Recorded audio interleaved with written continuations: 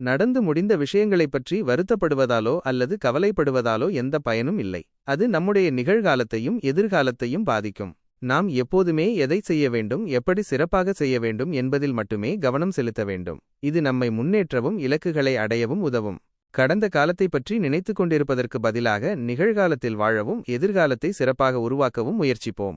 வாழ்க்கை என்பது ஒவ்வொரு நொடியையும் அனுபவித்து வாழ்வதற்கே. இல்லாததை நினைத்து ஏங்குவதும் கிடைக்காததை நினைத்து வருத்தப்படுவதும் நிகழ்காலத்தின் சந்தோஷத்தையும் அமைதியையும் கெடுத்துவிடும். கிடைத்ததை வைத்து நிறைவாக வாழ்வதும் இருக்கும் வாய்ப்புகளை பயன்படுத்தி முன்னேறுவதுமே சிறந்த வழி. ஒவ்வொரு நாளும் புதியது.